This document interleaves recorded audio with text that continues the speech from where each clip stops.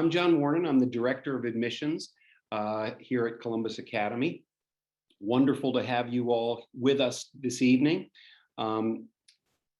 Just wanted to make a couple introductions here and a couple quick comments. I've met many of you, but not all by any stretch. This year has been such an odd year for the admissions office. With COVID, so many folks were able to take abbreviated tours, virtual tours, but not direct tours, not during the school day, that I'm sure many of you have some logistic questions and all sorts of concerns. Mark Hansen, Brelly Fahrenkopf, and Gabrielle Painter, who's new this year. Anyway, they'll be able to help you a great deal in terms of all your questions and concerns about the lower school. With Debbie Kieran's retirement, I do want to make sure that I'm here first to quickly introduce two new members of our admissions team, whom you will hopefully get to know well. First, new to employment here at Columbus Academy, but she has two children in the lower school, Molly and Jack, is Lauren Leahy, and she is the Associate Director of Admissions, a new position there. And then Lisa Spolter, who has been here at Columbus Academy for several years. She's a veteran. She moves into the admissions office with extensive experience in the lower school. She is the Assistant Director of Admissions for Early Childhood, Lisa Spolter. And so I will turn the program over to them to introduce others. But I do want to just say, these folks are great and they will take wonderful care of you. So with that, Lisa and Lauren. Thank you, John. I would like to first off say welcome to your first official meeting as a Columbus Academy parent. So congratulations. As John mentioned, the orientation this evening will provide you with lots of logistical information about the start of the school year.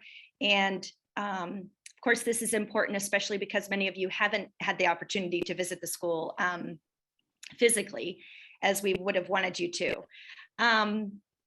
This is kind of the transition between admissions and starting lower school. So we're kind of handing you off to Mark and to Brelly and Gabriel and the lower school faculty. But even with you kind of moving out of the admissions process, Lauren and I wanted to extend to you that we are still here to support you as you make this transition. So please feel free to reach out to us if there's any way we can help with the start of the school year, and then with you and your children adjusting to Columbus Academy. Lauren is going to share with you an event that will be happening in a couple of weeks, and this will actually get you on campus and into the building. So I'm going to let Lauren take it away. Thanks, Lisa. I just want to extend a welcome as well, like Lisa said, and reiterate that we're very excited to have everybody on campus very soon. And the first event that we are going to have is in a couple weeks, actually. So on the next slide, you'll see we'll have you save the date for Wednesday, August 4th. We're going to be doing a new family scavenger hunt at the school. So this is for everyone in the family to come. It's going to be from 6:30 to 7:30, as you see there on the slide. An opportunity for your children and for you to get to know the school a little bit better. There'll be some playground time where they can, play with the other children, and you can get to know some of the other parents, and just really an opportunity to get comfortable with the school as we kind of head into the first day, which is not that far away.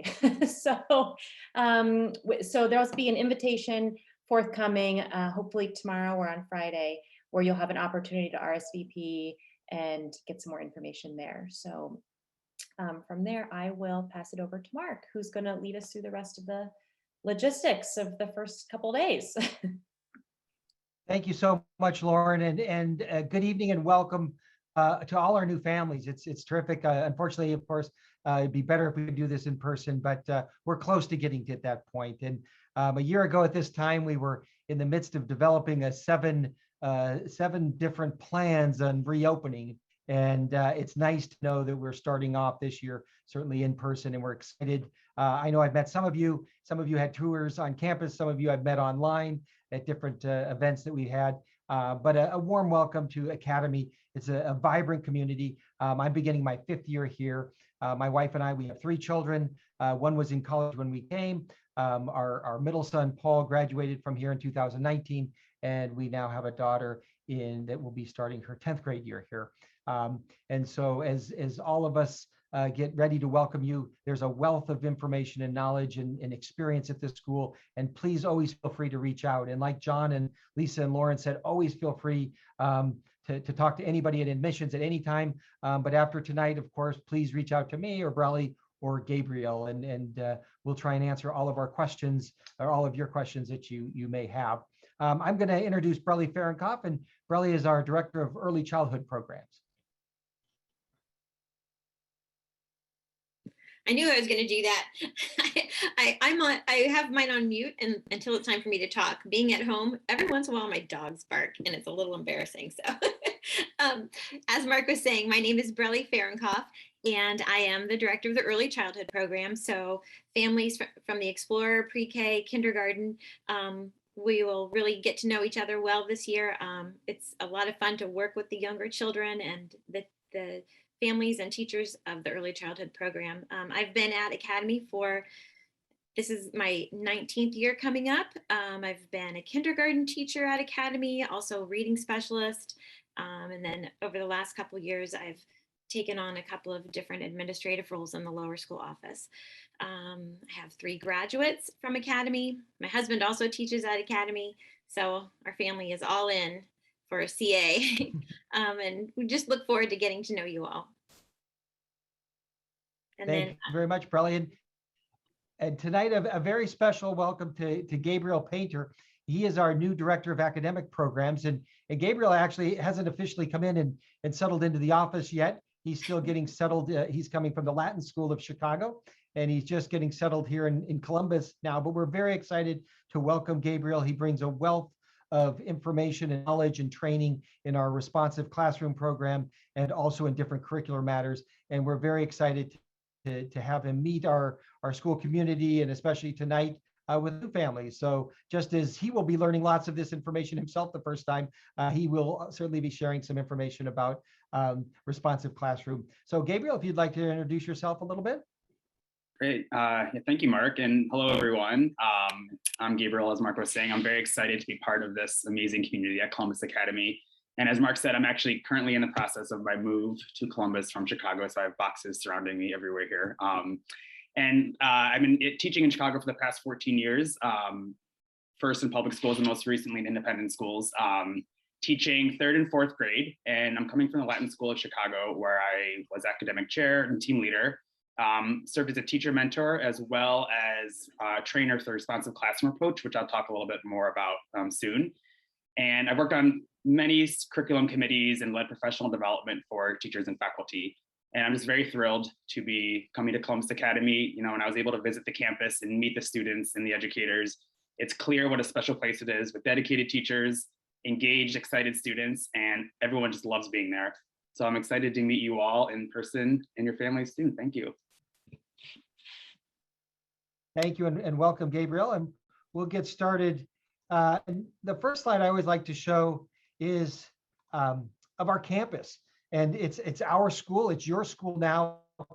And it's 231 acres of adventure, learning, fun, growing, and just an incredible amount of opportunities. And we certainly hope that you've had a chance to explore it yourselves. Feel free to come anytime during the summer and wander around the paths. And there's a lot of nature trails. One of the things, of course, in this past year, while we were on campus the entire year and had school in session every day, one of the things that we took advantage of was our campus. And so we really had the opportunity, every teacher spent so much time outside, and that is something that was going to continue because we realized what a great opportunity, and we certainly used it extensively in the past, but we will continue to use it and take advantage of all of our offerings here. And so I encourage you to please come up and feel free to come, especially on the weekends. It's a great place to explore and use the playgrounds and run around on the fields and the track and things.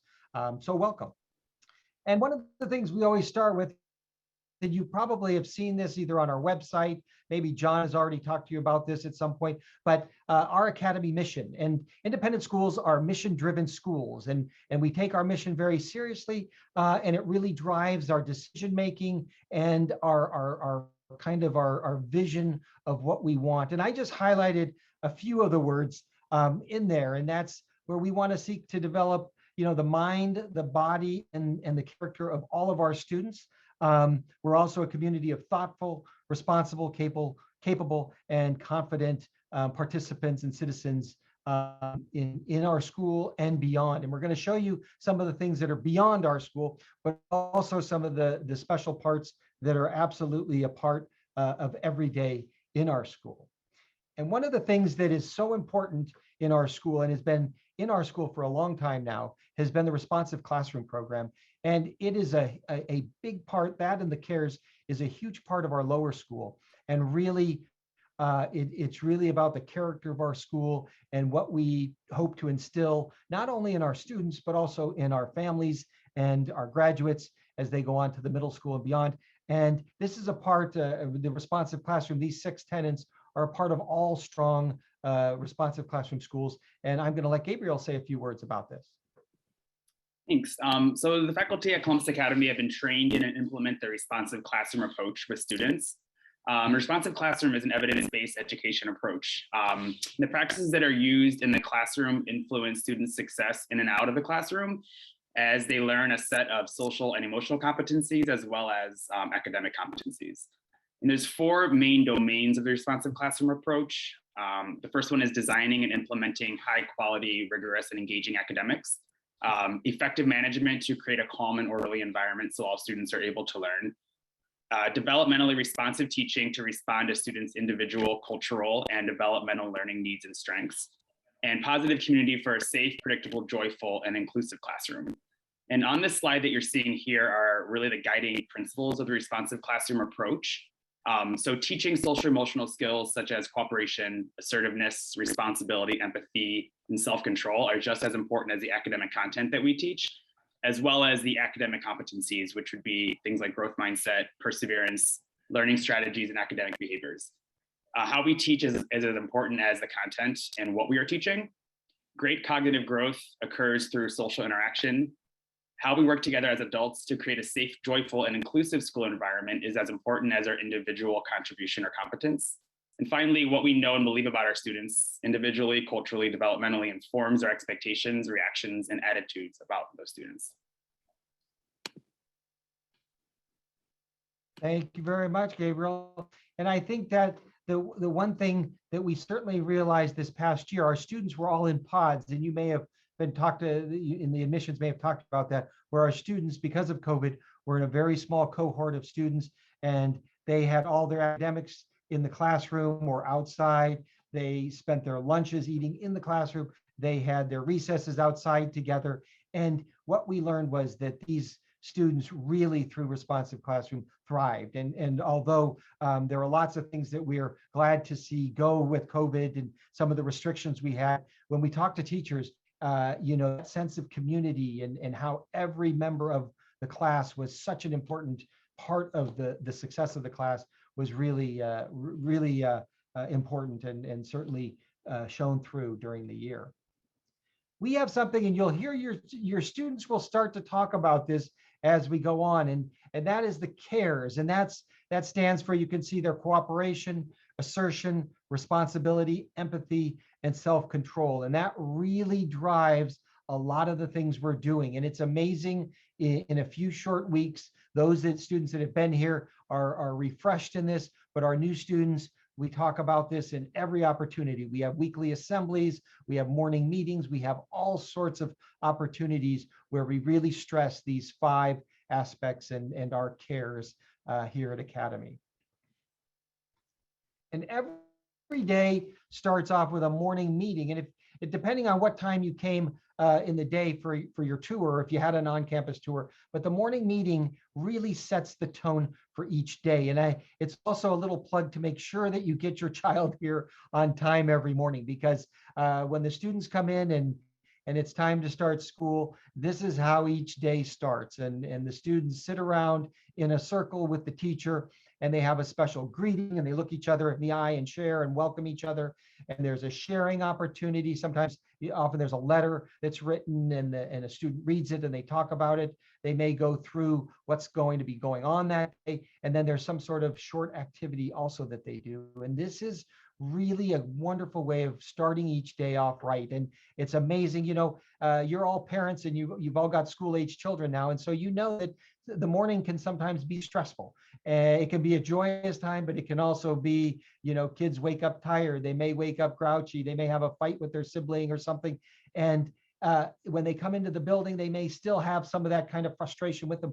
But when they sit down and they have this opportunity in a 15 to 20-minute morning meeting to talk about and greet and hear others and share things, it really sets the tone for the rest of the day. So your child will come home every day, and you can even ask them what they talked about at morning meeting, and it's certainly a core part of our lower school. And some of the things we talked about a little bit going beyond. This is some of our third grade students, and this is a retirement home and a community that they visit, and they visit frequently. And that gentleman that's beaming, that senior up there, that's Bill. And Bill is a big part of our school, and he lives at this home along with many other seniors. And our third graders go off there at least once a month. Each classroom goes, so they get lots of visitors. It's often the highlight. They do an activity there. Sometimes they sing some songs. You can see the pictures. This was during Halloween time, so you see they made some cookies to share with them. We also invite them to come onto campus. And Bill, 2 years ago or 3 years ago, he really wanted to come and visit, so we arranged it. And several of the seniors at this home, they came to an all-school pep rally. So they had almost 1,200 students and a couple hundred faculty members all into our gym. And before a couple days beforehand, a lady from the senior center said, Bill has a really lovely voice. And so we asked Bill to sing the national anthem to kick off our assembly, our pep rally. And it was unbelievable. You could hear a pin drop as he sang the national anthem in front of about 1,300 students and faculty, and it was just heartwarming. So that's some of the outreach that we do beyond the campus. And I'm going to turn it over to Brelly now to go through the next few slides about different aspects on campus.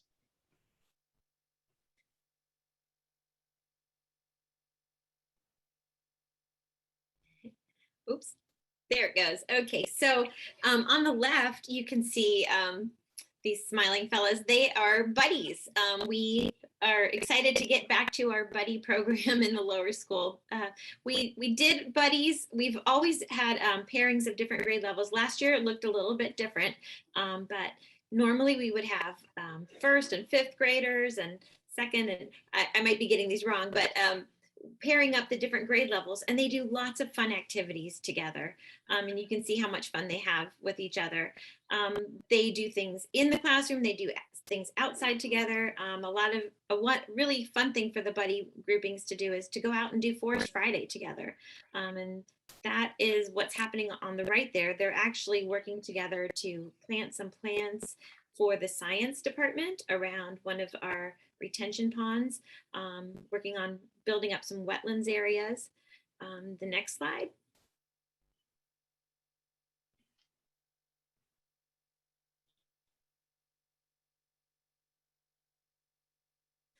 Okay, Brelly. Yep, there we go. I can't hear you, but I don't know if that's. Yep, that's great. So on the left, you can see the girls are doing a project together. We really encourage a lot of communication and cooperative learning in the lower school. Of course, there are times where the children will be working independently on projects, but there's also a lot of time for the kids to be communicating, sharing ideas, bouncing ideas off of one another, and then sharing within their classrooms. Next.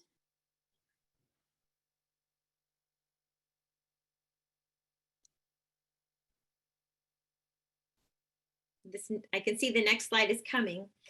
We're going to be looking at. Oh, I don't know. Something must be a little slow on your computer, but That's so sorry, funny. Briley. Oh, there we go. the There we Forest go. Friday picture. Yeah. So yes, this is a couple of pictures of the Explorer program, and the Explorer children spend a good deal of their time outside. They do start with a morning meeting, just as all the other classrooms do. It's a little bit more abbreviated, and it gets longer as the school year goes on and their attention spans grow. But the children spend quite a bit of time outside.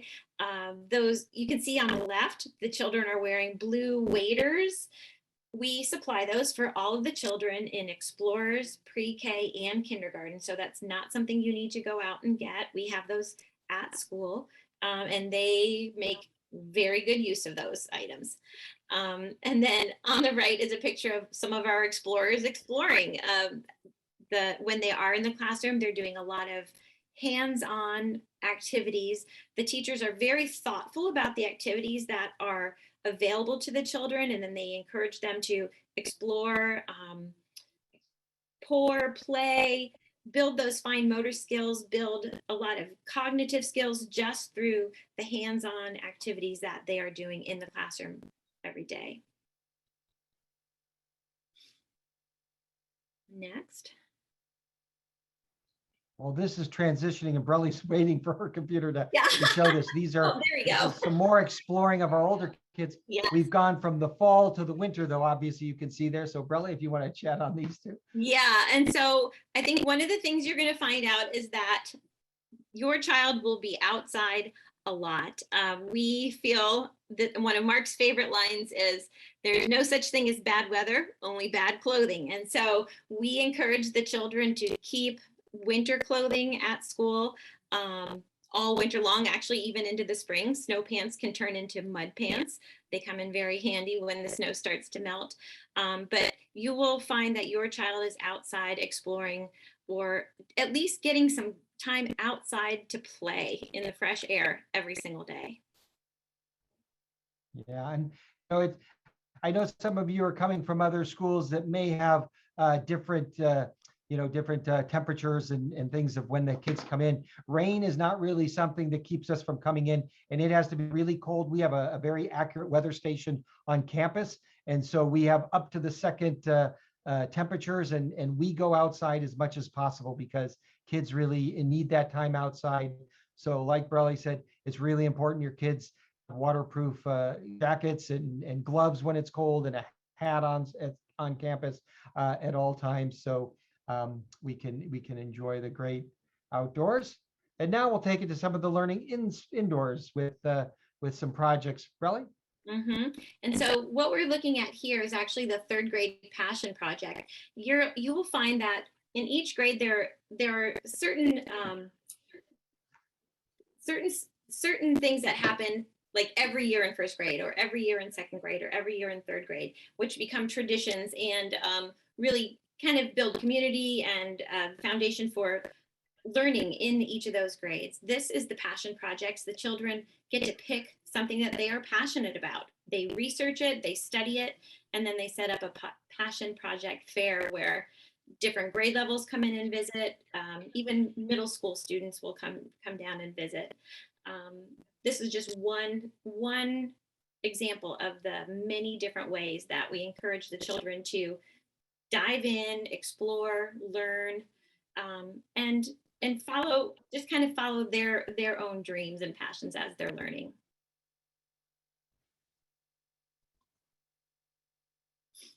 Thank you very much, Brelly. Mhm. I'm going to talk a little bit about COVID-19 because I know that may be certainly at the forefront of some of your questions, and we'll have time at the end where you can ask lots of questions.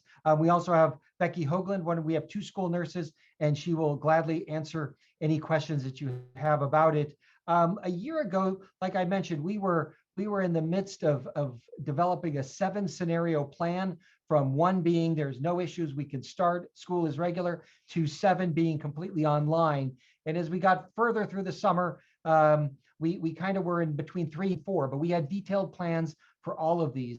And we took of course, the virus very seriously. And we're also very proud that with the support of parents and the students, and certainly the teachers and the tireless efforts of our nurses, we had a very successful year in terms of being able to have all of our students on campus every day, all day. And so a couple days ago, I was doing an interview for a newspaper, and they were asking about our plans. And part of the questions were interesting because they had assumed that we had basically been online, and they were talking about how, the anxiety of children returning to school. And I said, well, that's not really something, of course, there's the normal anxiety of starting a new school or students coming back. But I said, it won't be like some schools because we were actually on campus. And the question one was, do you find yourself being more reactive or proactive in your approach? And I said, well, we were very proactive in developing plans, but we also have to be reactive because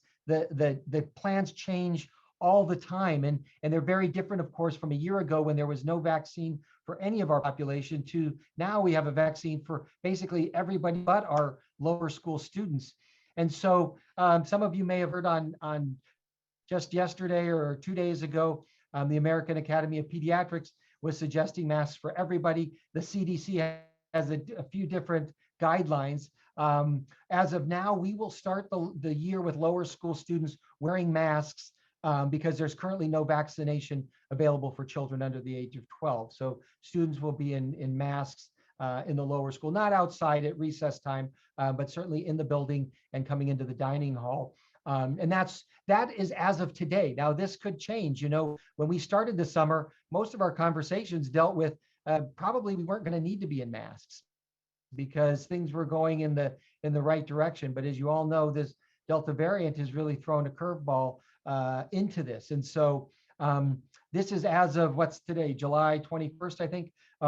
But we will certainly keep you up to date. And as things change, our policies may change. And that's because we want to be as malleable and make sure our children are safe. And that's the most important thing. A year ago, we had directional hallways. We had the 45 pod classrooms. Normally, we have 28 homeroom classes.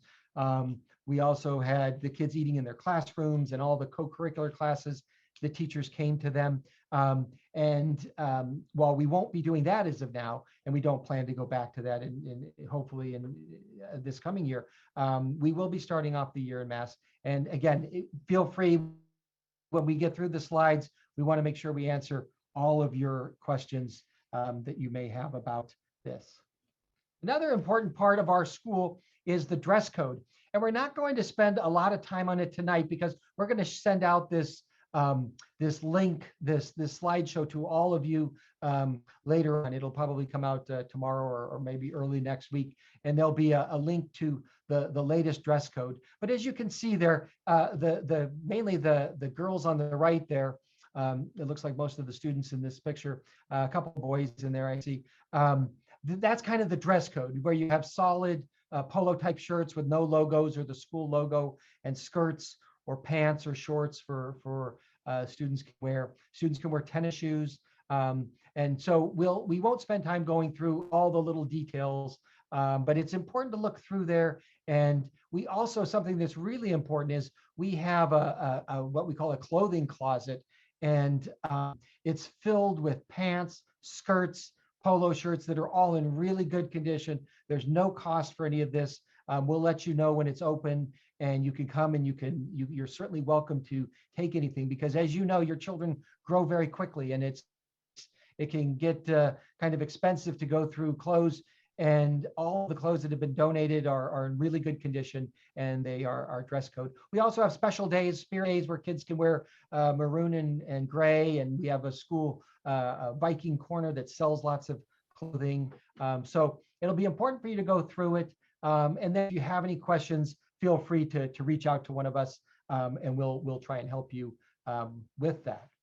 Now, one thing that's can be kind of stressful as a new parent coming in is the arrival at school. And it only takes 2 or 3 days until you get to know the system. But Brelly is going to walk you through kind of how we do arriving at school in the morning.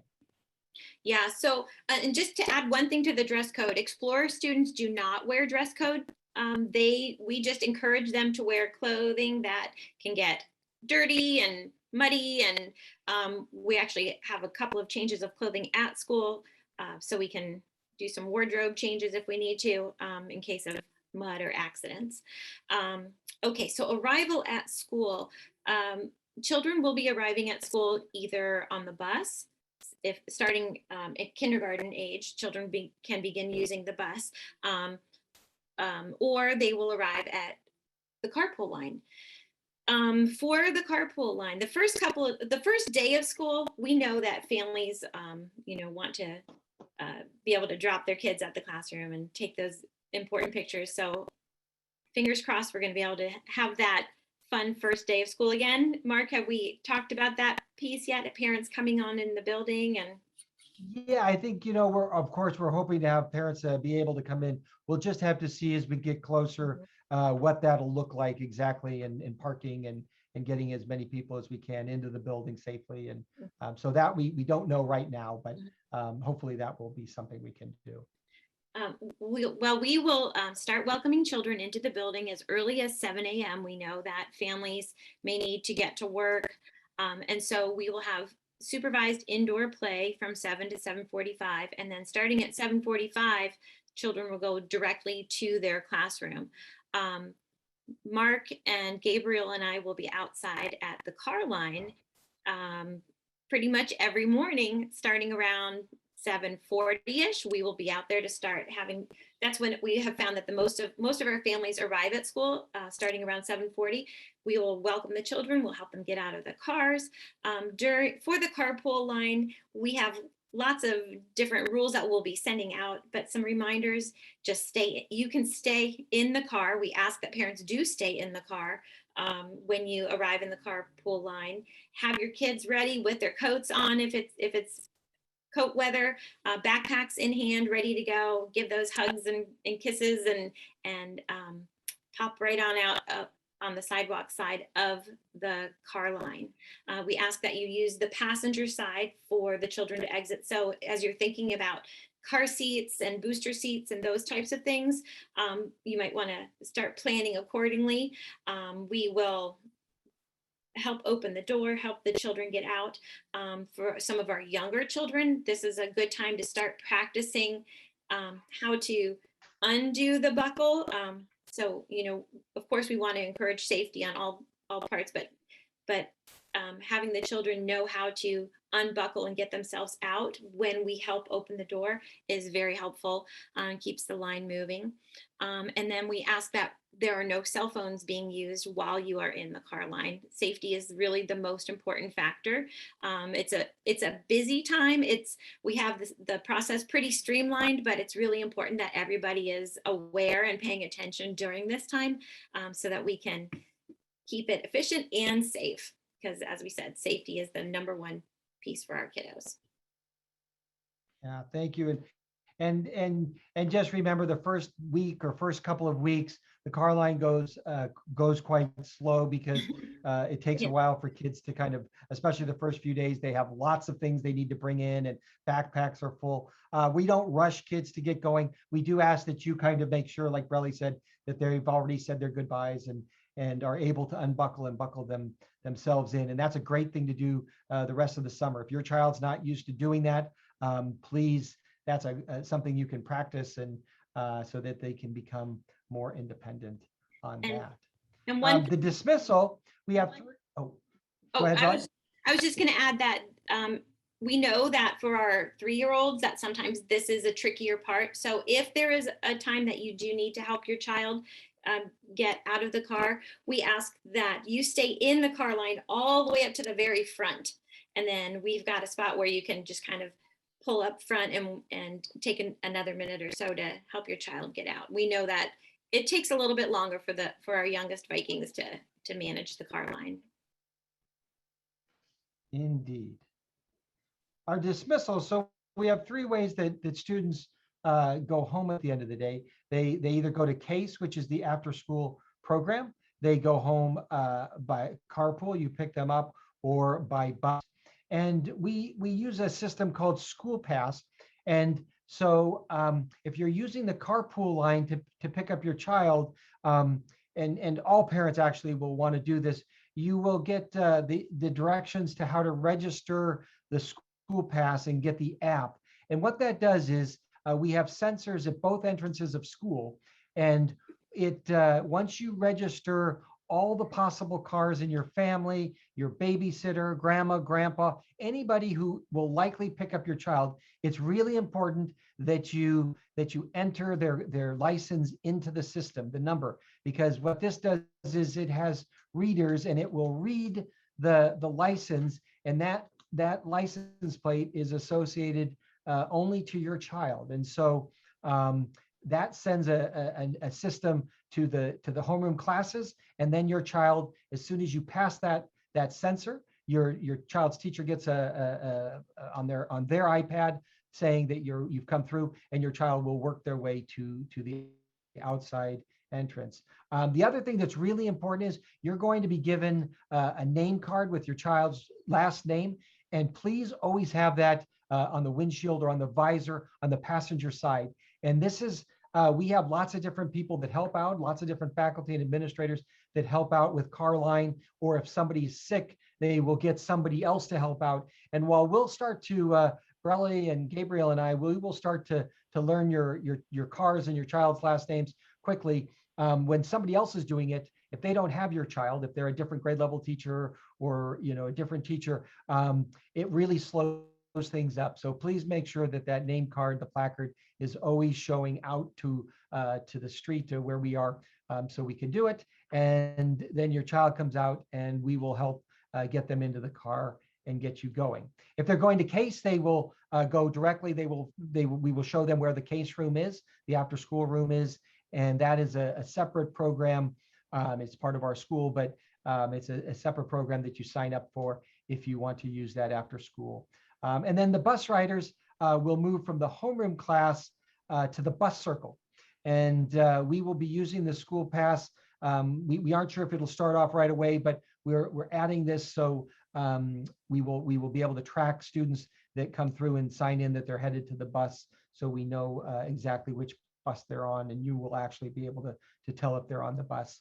And I know the admissions department had something they also wanted to add about this. Yes, so I'll just comment on the bus. Hopefully you all received a communication, I want to say about a week, maybe 10 days ago, encouraging you to go onto the My School app and register for the bus if you're planning to use the bus. And so I just wanted to remind people, families, to do that. I know a lot of districts are asking for bus forms at this point. And once you go into the My School app, you'll see that there's a group tab, or maybe you've familiarized yourself with it a little bit by now, but there's a topic section, and there you'll find information about your specific district's bus sort of form. If you have questions, it can be confusing because each kind of suburb is different. Please feel free to call the admissions office. We can help you locate the form and kind of walk you through it from there. But I just want to remind everybody that if you're planning to use the bus for kindergarten and older, to kind of get that tied up. Thank you very much, Lauren. Lunch and snack, our students, one of their favorite parts of the day. So, Brelly? Yep. So lunch is served in the dining hall for pre-K through 5th grade. Pre-K and kindergarten are served in the Westwater room, which is a smaller room off to the side with child appropriate size tables and chairs. Explorers have their lunch in the classroom. And for our explorers and our pre-K students, the food is actually plated for them. We are licensed with the pre-K guidelines through the state of Ohio, and we make sure that children are served a vegetable, a fruit, a protein, a starch, milk every single day. And of course, we take into account dietary restrictions or special dietary needs, and we will get all of that information from you so we can make sure that your children are being served the appropriate foods. And then grades 1 through 5 eat in the main dining hall. And on the more popular days, we have been trying to put some of the main menu items right on the table, so those can be served family style. But then the rest of the options are available to the children more in almost like a buffet style, where they get to make choices and move around the dining hall and choose what they would like to eat. And of course, there are adults at each table monitoring what the children are eating, encouraging them to try different things, monitoring conversations, encouraging lots of good conversation to take place at that time. A snack is available for all students in the lower school. The early childhood explorers and the pre-K actually have 2 snacks as part of our guidelines. And then all the other students, kindergarten through 5th grade, we bring a snack around to the classrooms in the morning. We actually tap on parent volunteers to help pass that out in the morning, which is super helpful. And then different classrooms serve that or allow the children to choose to take that snack when they feel it's most appropriate for them. In addition to the snack that we provide at school, we encourage families, if they would like a second snack for their child, to send in a fresh fruit or vegetable in either a baggie or a reusable container that your child can bring in his or her backpack. You will have the opportunity to share food allergies and dietary restrictions with the nurses and the classroom teachers. And our Sage dining services are amazing.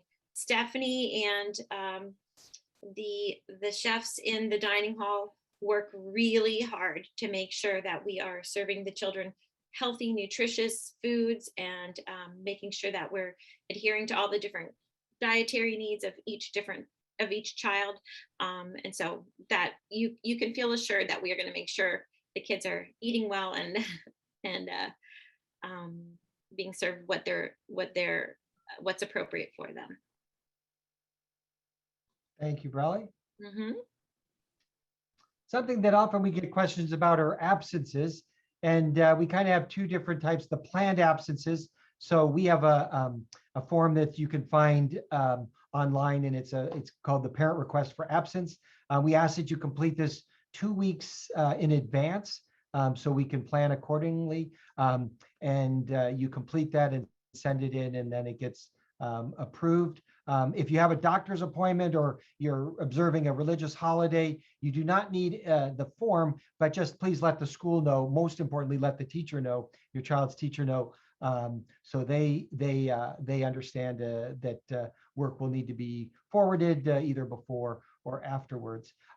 We kind of highlight this also, that it's expected that families use the Academy holiday calendar and not plan times outside of these dates. And we have a very generous holiday schedule. We have, time at Thanksgiving, and in the winter break we take a couple weeks, and in the spring we have a spring break, and lots of other holidays. But we ask that you don't extend time from this, or because flights are cheaper, you go at a different time. It's really important that your children recognize and see you modeling that school is the most important thing. And obviously, if there's a family illness or a certain extenuating circumstance, we are very understanding. But in terms of just planning holidays or vacations that are during school, we really would like you to not do that, because we value each day with your child. Each day is important. There's a lot of learning that goes on, and it also just models that school's very important. If your child's not going to be in school, you can call the lower school office and let them know, or you can email as well. Either work for us. Student phones and technology. If your lower school child has a cell phone, it needs to be turned off and put in the backpack before entering the school. So before your child gets out of the car, it needs to be off and in the backpack. We do not allow students to use cell phones at all in the building. Smart watches that connect to the internet or a cell provider in any capacity or also can't be worn in the lower school. If a student needs to call home, they will usually ask the child's teacher, and the teacher will send them to the office, and all calls go through the lower school office. So if you have a question about a certain watch or anything like that, please feel free to reach out to one of us. But that policy changes in the middle and upper school, but in the lower school, there are no cell phones and smartwatches that connect to the internet. Probably will now talk about the sign in and sign out. So we know that there are times when your child may need to leave early, may arrive late, may have to step out for a doctor's appointment and come back to school. We have been using the School Pass app to help us keep track of who's on campus when and where. And so we have an iPad in the lower school office. If a child arrives late to school, they will need to stop in the lower school office before going to their classroom. And Michelle Sailing is there, or Mark, Gabriel, and I will be there as well most often. And we will help your child get signed in and then help them get to their classroom. If you know that your child is going to need to leave midday or early, it's really helpful if you let Michelle Sailing know by emailing her, as well as your child's classroom teachers, so that we can be prepared and have them come down when it's time, and you won't have to wait long for your child to come down. Or if, for example, PE is scheduled at the time when you actually need to come get your child, we'll make sure to have your child not go to PE so that they aren't late for their appointment as well. It's just really important for us to know who's on campus when and where. So if we have a fire drill or any kind of emergency, we have an accurate accounting, and you know, as we've said a couple of times, your child's safety is our number one priority. So that will help us. Yeah, thank you very much, Brelly. Security, this is also one that we sometimes get questions about. All the exterior doors are locked during the school day. So they're opened up at the beginning of the day, at the end of the day, when students are coming into the building and leaving. But the rest of the time, the exterior doors are all locked. Access to the building requires a PIN code. So we will send out each family a PIN code, and that will allow you to open the door using that code. That's especially important if your child's in case. Most of the time, that's important. There's also in the inner lobby that you can get into, there's a call button and also a keypad there.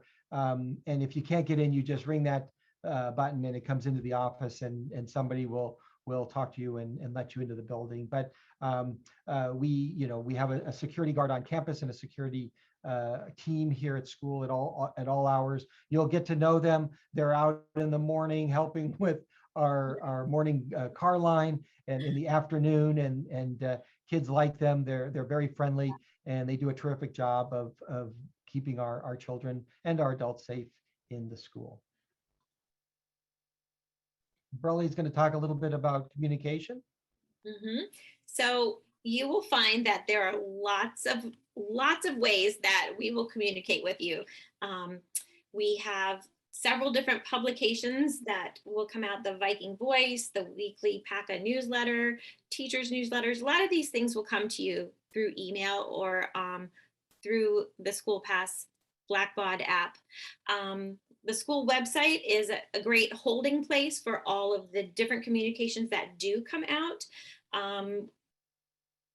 One of the links that we're going to share with you is the family resource page. And on the family resource page, you will find links to all of the communications that do get sent out via email. Bob Lee and Jeremy Morgan, our communications directors, they do an amazing job with sharing information with families. We also have our Facebook page, Twitter, and then something you will become very familiar with is Seesaw.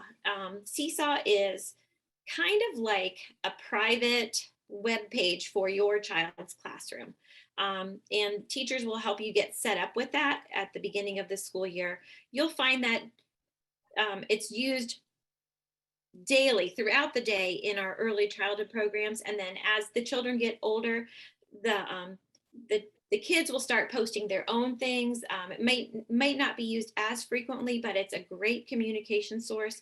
And it's a great way for you to get a peek into your child's day and what's happening in their classroom. Teachers will post pictures, students will post pictures of their projects, movies, little videos.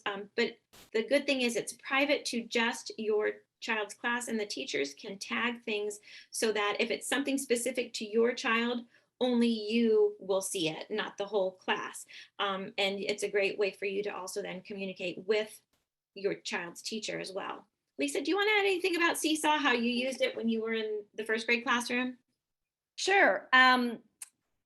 Typically, I would have to wait till the end of the day to post everything because I was busy during the day teaching. But the thing I love about Seesaw is it's just a great way to give you a peek into your child's day at school. And so, in the evening, if you're talking to your child, asking, what his or her school day looked like or what your child did at school, and they say to you nothing, you can bring up that Seesaw app and, show them a picture, a photograph, or an explanation of something we've done. And it can just spark that conversation between you and your child. And it helps your child kind of jog his or her memory about what went on during the school day. And it's interesting because, the children really enjoy things posted on Seesaw. And so as a teacher, I often would have students come to me and say, could you put this on Seesaw for me? Or can I, post my work on Seesaw? So it's just a great way to connect that communication with families. Thanks, Lisa. I wanted to just kind of briefly go through a few special moments and times. There's lots, like we said, lots of academics that go on in the classroom, but there's lots of academics that go on outside the classroom. And this is the library in the fall. They do an activity where they bring all the students out and they tell stories. And this is our assistant librarian telling some stories. They get to make marshmallows and there's hot chocolate for the students. And rather than having the stories inside the building, they bring it outside. And there's lots that go on learning in both places. So we look forward to hearing your children come home and then you can relay stories of things that they've been doing during the weeks in their learning. This is one of my all-time favorite pictures. Belly, do you want to talk about this one? Yeah, it involves your little kids. Yes, it's just a fun snapshot of what it looks like in the hallways. Well, it's usually not this neat. We encourage the kids to line their shoes up, but you know what? We're busy having fun too. And so, this I think says a lot about what we feel is important in the lower schools, kids being kids and getting out and exploring and just doing fun stuff together. You will be getting a more detailed supply list soon, where you'll see what kinds of things your child needs to keep at school. But this is just one piece of the gear that they will keep. Good stuff. And we have officially lined the early childhood hallways with hooks and little storage cubbies, and they're full of all of the blue waders that are sometimes muddy, sometimes soggy, sometimes wet. We put in a utility room a couple years ago so we can do laundry to wash snow pans and wet waders. Lots of fun times in the lower school. It's interesting, Brelly, that you said they're usually not lined up this neat. No. I was thinking it's rare to see the boots this clean because usually they're full of mud after they're exploring. Very true. This is it's a little dark picture here, but this was an event we started 3 years ago. And this was a family camp out in the lower school. Now we'll have to see, we may have to delay this till the spring. Unfortunately, of course, we weren't able to do it last year. We did it the 2 years before. 1 year it got rained out with this incredible storm right after everybody had set up their tents. But we invite all lower school families to join us, and you come with your kids and you set up a tent and we have a dinner and we have, you can see on the right there, marshmallows, and we sing some songs. One of our, Grace Gordon, one of our Explorer teachers, she takes the students and the parents out for a night hike. It's just a wonderful way to get to know other parents and spend a night in nature. But if, like I said, we had this awful storm that came up and blew half the tents over, and fortunately it was before everybody was in them. But it's close enough to home that the parents just came back the next day and picked up their things. But we look forward to offering this again. But again, it's just one of the things that we try and do to get our families involved in the school. There you can see, Brelly, you want to share a little bit about this area of our school? Feel free. Yeah, so you will find your child will come home and talk about, we went to Caterpillar Mountain, or we went to Bear Creek. The kids, the children have named various areas around the school, and they just get outside and explore. And I've said a few times, we're outside a lot, but the really neat thing is we're connecting the outdoor activities with the learning experiences. So this picture is making me think of when our third graders were outside doing their Gold Rush study. We had a middle school science class set up different stations for the third graders to go out and explore. And they were doing a lot of their math and reading and writing curriculum connected to the time they were spending outdoors. So you're going to find your child talks about, we were outside doing something today at this particular place. And, we encourage you to come with your family on the weekends and explore the grounds with your child and let them kind of be your tour guide and see what they're so excited about.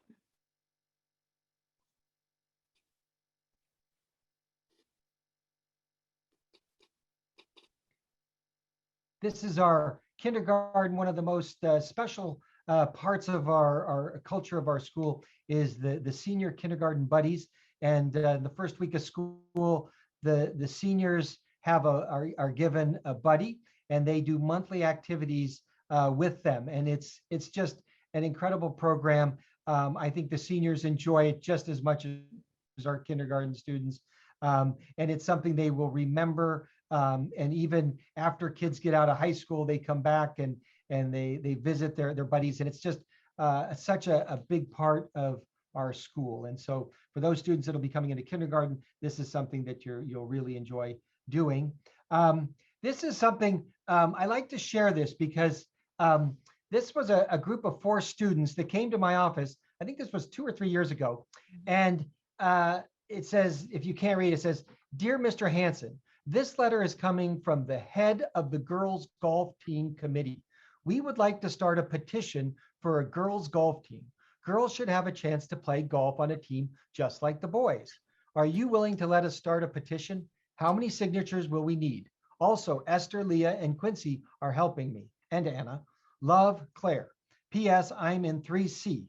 P.S. We would like Columbus Academy to start sports for middle school and lower school too."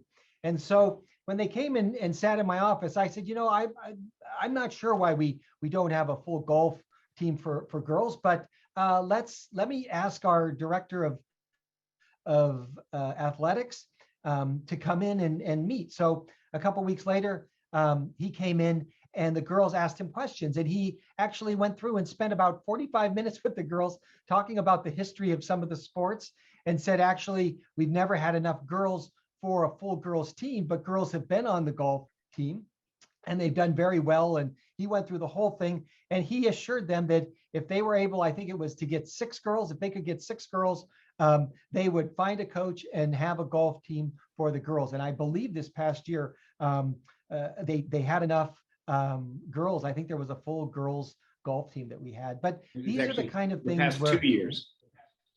Past 2 years. Okay, thanks, John. These are the ways, like when kids have ideas, we don't want to just say, I don't know why, and just say, and leave it at that. We want to help them kind of be advocates for themselves. And if they want to do something, we look for ways that we can say yes rather than say no, or there's good reasons why we don't. So we want these kids to be asking lots of questions and helping us, improve our school and give us new ideas, but also give them a voice. And I think that's, I was so pleased when they came and wanted to meet with me. These are some of the things that we would encourage you to do for the rest of this summer for your child. Read lots of books, explore inside and outside, do lots of playing, build, get outside, limit the amount of technology, and encourage creativity. And so those are just a few things.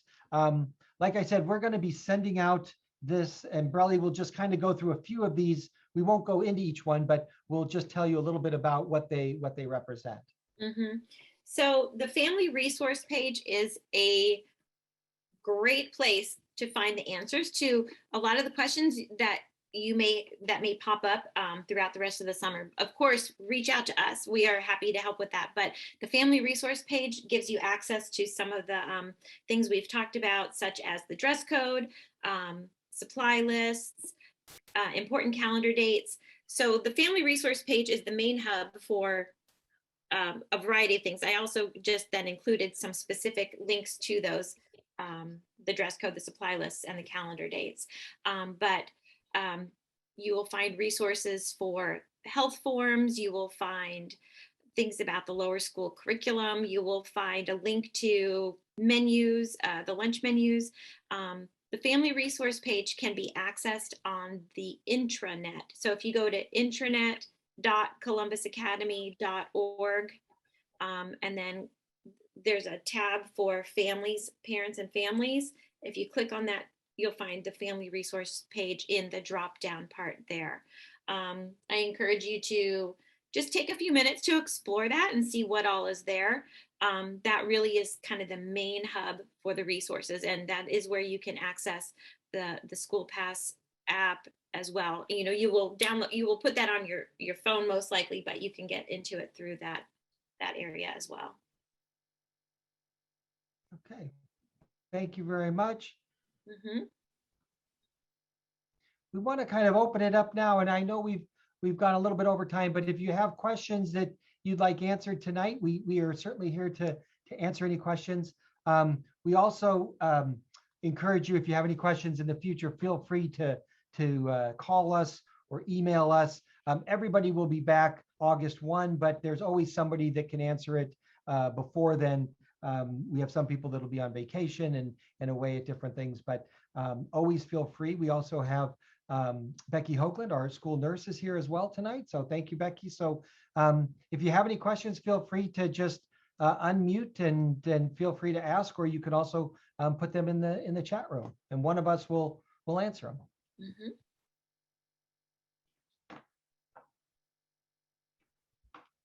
Mm-hmm. May I ask a question? Sorry, I don't have my Zoom on, my video camera on. So I wanted to, my son is going into 3rd grade. And I know our prior school had some after school activities. Is that what CASE is? So I can answer that, Mark. So CASE is our children's after school experience. Families will sign their children up for CASE for a variety of reasons. Sometimes it's just an extra time to stay and play after school. Sometimes it's because of work schedules. We do, as part of CASE, there are some additional programs called our ASAs. And there's a brochure that comes out for fall ASAs, winter ASAs, and spring ASAs. And those are extra things like maybe swimming or chess or yoga or dance, depending on what's being offered at that time. So in some ways it's extended childcare for the day, and in other ways it's the opportunity for children to participate in the different activities that are being offered. CASE does an amazing job of programming and making sure that the children are engaged and having fun. As a parent who had children go to CASE, they would cry every time I picked them up because they didn't want to leave. It was just so much fun. I see Lisa nodding too. Very familiar experience. It's just a fun way for the children to stay and have some extra playtime too. We over the years, CASE has kind of evolved, and now we have the Explorer and Pre-K, Explorer Pre-K and kindergarten children are grouped together for many activities, and then first and second for many activities, and third, fourth, and fifth for other activities. So the older children have the opportunity to complete some homework during that time. There's also homework club that children can sign up for. That's a more organized time for children to have a teacher help them with their homework. So CASE is kind of encompasses all of those things. Thank you. Yes. Thanks, Briley. There was a question about school supplies. There is a list that came out, and I don't know if Lisa or John want to talk. You can access that of what supplies your child will need. Most of the supplies, of course, are supplied by the school. There are some things that are specific for each grade level. So John, do you know when those are going out, or Lisa, do you know? So Go ahead, Briley. they are actually already accessible on the family resource page. And you'll find that the majority of the supplies, the teachers have actually ordered them, and they will be at school waiting for your child. But there are some specific things like a backpack, maybe some very specific types of a binder or something like that. But the majority of the things that we will be asking you to send in from home actually end up being things like PE shoes, extra change of clothing, swimsuit, backpack, those kinds of things. But you can access the student supply lists either through the link that we have added at the end of this slideshow that we'll be sharing out, or you can kind of scroll through the family resource page and find that. Yeah, and there should be, I hope that we've put that on the community group page. This is a new system, the Blackbaud system. My School app is what you would know it as. It was how you signed your contract and how you applied. And as a part of that, there's something that this is all new to us. This is the first year we've used it, called community groups. And there should be a resource page there that I think many people have accessed. If you have any trouble with that, you can email admissions. I'll put it in the chat, admissions@columbusacademy.org, and we'll be ready to help you there. Thank you, John. A couple more questions. When will we receive our child's classroom list, including assigned teacher? That usually comes out about a week before, maybe a little less than a week before school starts. We keep that because there's always changes. Sometimes parents get transferred, and so we have to look at the lists again to make sure, we want to make sure that every child has a friend in the class and things like that. So we don't send those out too early, but they'll be available roughly a week before time. Does the Viking Corner hold summer hours? The Viking Corner, I believe at the Ice Cream Social, they will be doing they'll have everything out. It's the day before school starts, and you can purchase things then. If it is open before then, we'll certainly let you know, but that's usually Mark, when they bring a lot of their clothing out. Yes. Mark, I just wanted to mention that the Viking Corner will also be open during the scavenger hunt that will be on August the 4th. And so that will be that information will be included in the invitation that Lauren will send out in the next few days.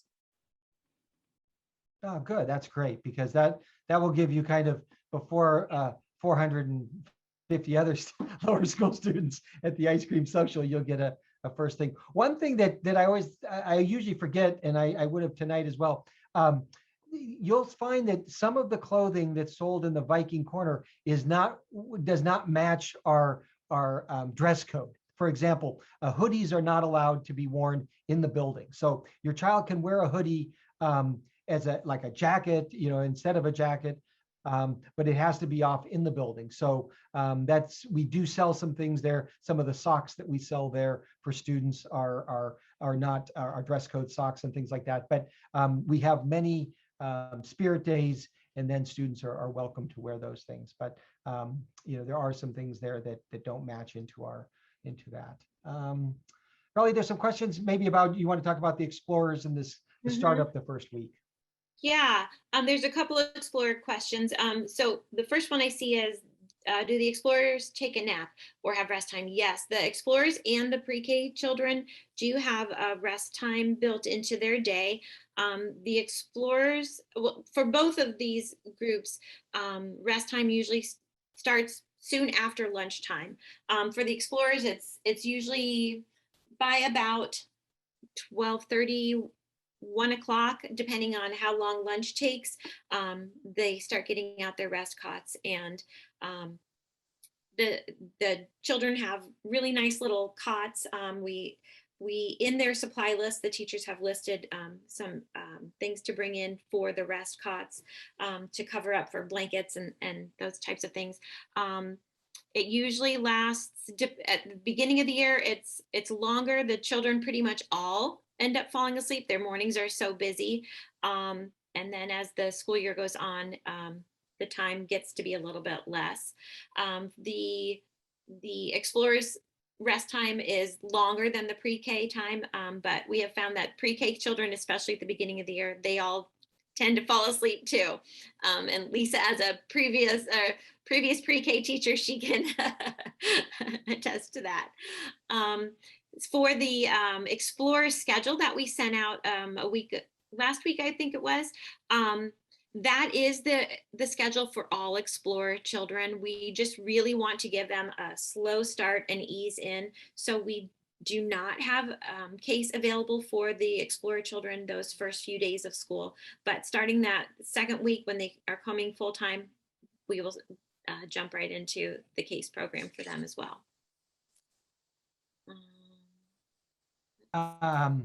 Becky, there's a question about COVID precautions with middle and upper school, and I was wondering if you wanted to take that one. I don't know if you can see the chat or not. I was actually just answering it, but I'm happy to say yes. At the beginning of school, every student will be wearing a mask in the building, regardless of vaccination status.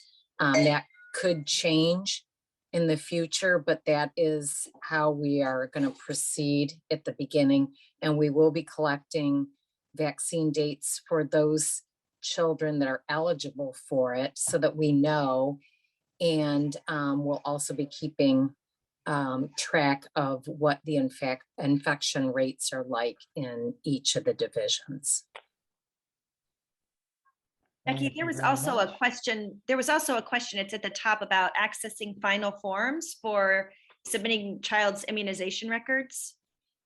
And final forms, you'll get an invitation by email from Final Forms to then go in and access all of your child's health information, and including immunizations. So that will be coming. In fact, I would expect that everybody will be getting that type of invitation by the end of July.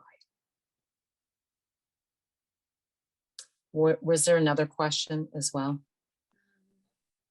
I'm just going through. I think I saw one pop up about will faculty and staff also be wearing masks? And at this point, we're not 100% sure what we're going to do about that. For sure, anyone who is unvaccinated will be wearing a mask in the building. If we don't feel like we can clearly discern who's vaccinated and who isn't, then all adults will be wearing a mask in the building regardless of vaccination status. And we're also still waiting on further information from our local health department because we're sort of obligated to follow what their guidelines are. We haven't seen that yet. Thank you.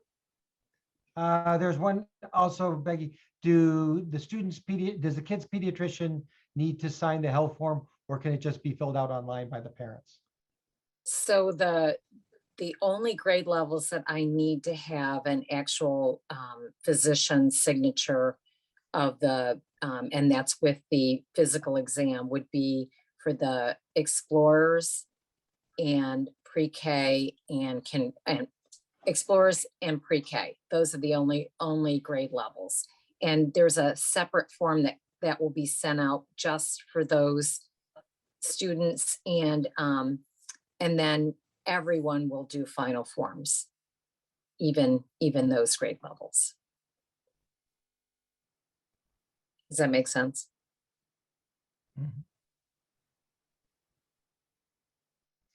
There's been a few questions about the end of day and pickup. We usually start calling names about 3:20, I think probably 3:25, when the kids start coming down. And how it is the earlier you arrive in the car line, your child will come down earlier because they will be, your license plate will be scanned into the system. Everybody, if your child, definitely, that's a good time to start getting in the car line. We usually, after the first couple of weeks, we are usually done by 3:45. And if students, once the car line is done, whether it's 3:40 or 3:50, whatever time, any students that are still that haven't been picked up, the students go to Case, and then you park and you can pick your child up in Case.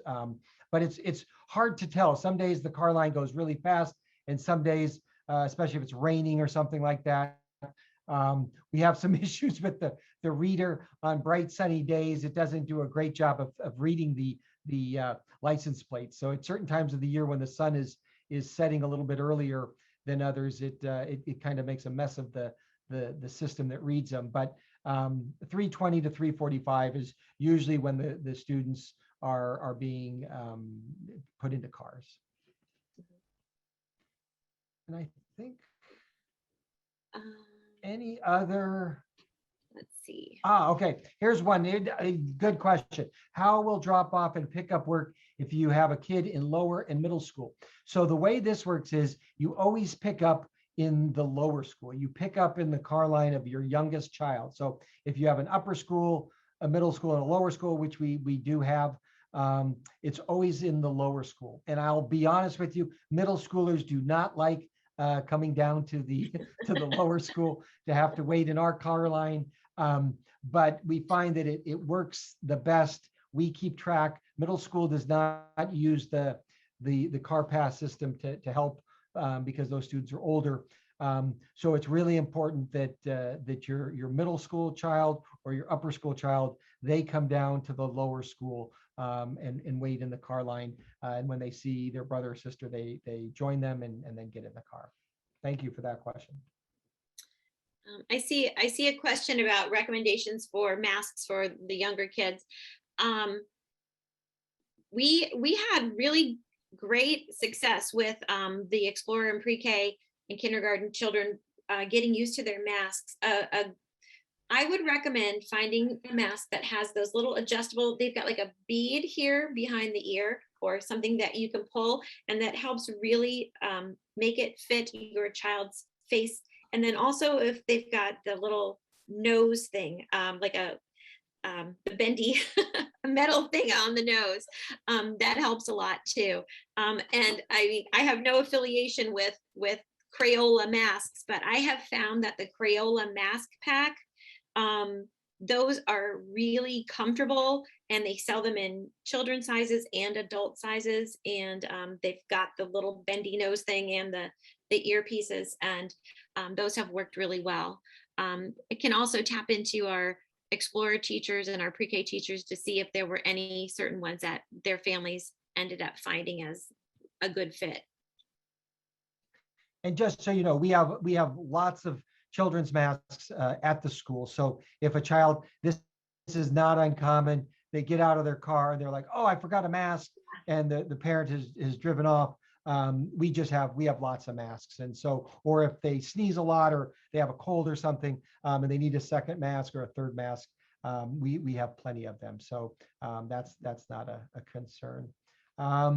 One question again about when will the parents know the homeroom class and teacher? That will come out, like I said, about a week before school starts. We'll send those lists out to parents so you can see your child's teacher. And then for the ice cream social that we have, that's the day before school starts. Your child and you can come in and you will bring in the supplies, and you get to kind of meet your child's teacher and see where the classroom is.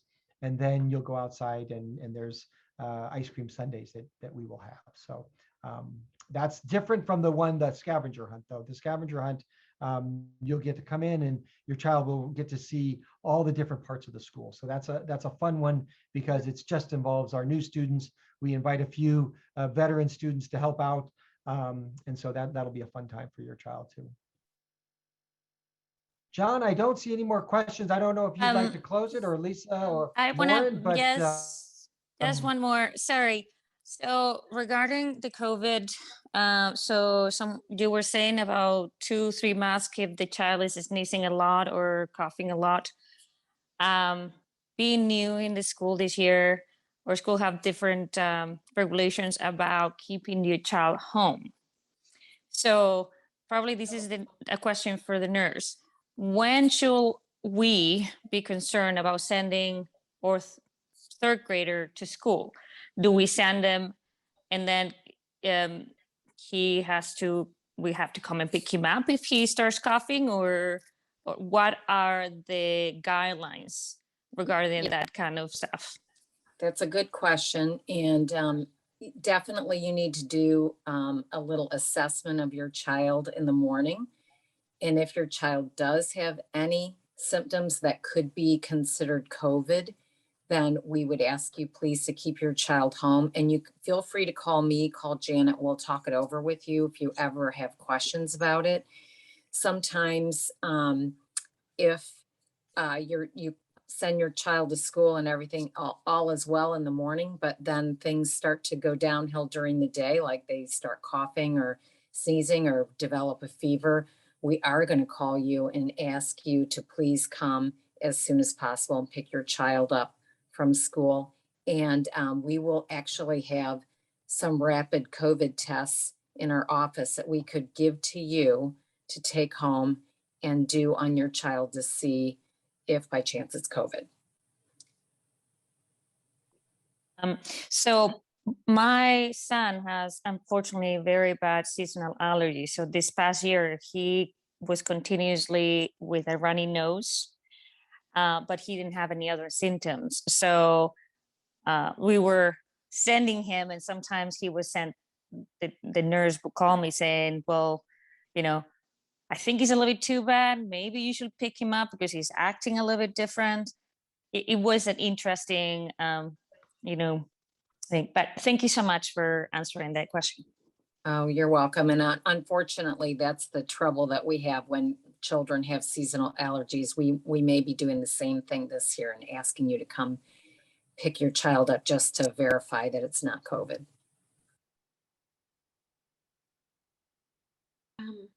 A couple more things have popped into the chat. Do I still need to register our car license plates if my kid will take the bus? Yeah, it's a good idea to register. You never know if you might end up having to come through the car line, and that's super helpful for us if all of the cars are registered. Just, on that off chance you do have to come through car line. And then if another CA parent is on our pickup list, do we just notify the teacher? You know what, that's if it's just a once in a while one time thing, but if you're going to end up maybe carpooling with another family, register all of the license plates that will be associated with your child being picked up. That's very helpful. And then one thing, my suggestion is if there's any relative or friend or neighbor that might be picking your child up at some point, please add them to the list, because the way it works is if that car's not on the list, the person picking up your child will go through the car line, which can be quite slow. And then when they get there and they see us out there helping with the pickup, we'll have to call the child, and then they walk out. So it can be a long process. So really think about adding as many cars as you can, because it only helps speed up the process. Mark, there's another question about right at the very bottom, I'm not sure if you saw it, but someone asking about, their child will typically take the bus, but on the first day, they'd like to bring their child to school and take pictures and things. Yeah, I think, right now, it shouldn't be a problem. The bus, I would always recommend, like my daughter, even though she's in high school and doesn't take the bus that often to Worthington, it's really important that you register, because then they'll be on the bus list and they know that she might be taking it some days, and then they'll provide the transportation home. If on the first couple of days, if you don't want to take the bus and you want to drive, that's certainly fine. You can do that at any time. The picture shouldn't be an issue. Most of the time, parents take pictures like outside the building because it can get a little crowded. But we'll just kind of see how that looks the first couple of days. And, we will monitor kind of the crowding in certain areas of the school. We always want to keep social distancing to 3 feet in the classroom. And but certainly outside the building and things like that, feel free to take as many pictures as you'd like.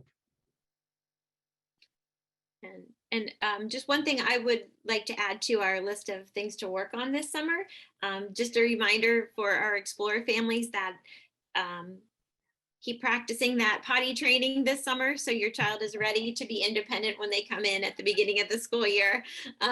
You saw we spend a lot of time outside, and it's really important that your child has that independence with the potty training before the school year begins. So please keep practicing. And with that, I think we will bring the evening to an end. But I'd certainly like to thank everybody for joining us tonight. We are so excited to welcome your child here next month and have you part of this dynamic community. And I know your child will find friends, and you will as well in our community. And thank you so much for joining us tonight and asking some really good questions. As you know, with COVID, how it's been since it started, things change, and things that we are saying right now may change. We may have to change things. And so please be mindful of this. We're always going to make decisions based on what's safest for your child and the adults in our community. But we appreciate all your great questions, and we look forward to seeing you soon. And as I mentioned before, feel free to answer any question or ask any questions to us before then. You can call, you can email, and we'll certainly answer your questions as quickly as we can. But thanks again, and enjoy what's left of our evening. Good night, everyone.